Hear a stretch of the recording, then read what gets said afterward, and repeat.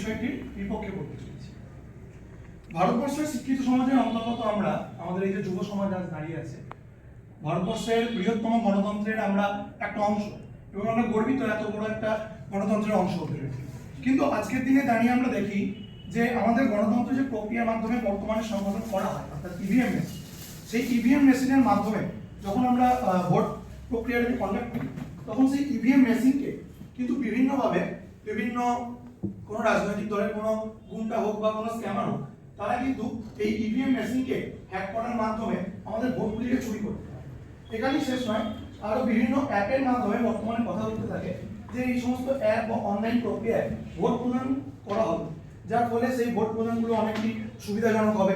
Vote প্রদানের বিভিন্ন vote প্রদানের কেন্দ্রে যখন কোনো দুষ্কৃতীরা বহিরাগতরা আক্রমণ করে, তো সেই ঘটনাগুলোতে যারা আক্রান্ত হয় তাদের ছবি তুলে একটি বিশেষ অ্যাপ আছে, সেই অ্যাপে যদি পোস্ট করা হয় সেই বিষয়ে স্থানীয় আধিকারিক বা পুলিশরা কিন্তু সেই বিষয়ে বিভিন্ন ব্যবস্থা নিতে পারে। তো এই ধরনের কাজগুলো করার মাধ্যমে আমার বিরোধী বন্ধুরা হয়তো বলতে পারেন যে প্রযুক্তি নাকি সাহায্য করবে এই দুর্নীতিগুলো আটকাতে। কিন্তু আমার প্রশ্ন রয়েছে আমার বিরোধী বন্ধুর কাছে যে আজকের দিনে দাঁড়িয়ে একটা শিক্ষিত সমাজের অংশ হয়ে আমরা কেন দুর্নীতিকে প্রশ্রয় দেবো? কেন দুর্নীতির কথা উঠবে একটা শিক্ষিত সমাজ হিসাবে? আমরা ভাববো কেন যে ছাপ্পা ভোট হতে পারে? আমরা যদি আজ ব্যালট বক্সের মাধ্যমে আমাদের ভোট প্রদানকে এগিয়ে নিয়ে যাই, এই ব্যালট বক্সের মাধ্যমে সুবিধা রয়েছে কি, এখানে মানুষ ম্যানুয়ালি কাজ করে, নিজের হাতের মাধ্যমে একটি কাগজে ভোট দিয়ে সেটাকে একটি বক্সে খায়।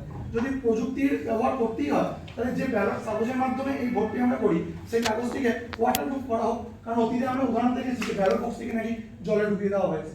জলে ডুবিয়ে দেওয়া যদি হয়েও থাকে, সেক্ষেত্রে কিন্তু এই ব্যালটের কাগজগুলি কোনোভাবে নষ্ট হবে না।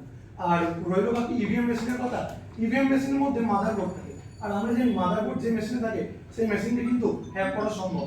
তো আজ যদি ঘরে বসে কেউ ভোট সেই ইভিএম মেশিনকে হ্যাক করে আমাদের ভোট চুরি করে, সেই ভোট চুরিটি কিন্তু আমরা কোনোভাবে ফেরাতে পারবো না। এখন আমার কাছে অনলাইনে টাকা স্ক্যামের কথা অনেকে বলে থাকি আমরা, তো আমার কাছে অনলাইনে টাকা প্রদানের সময় যখন অনলাইনে টাকা স্ক্যাম হয়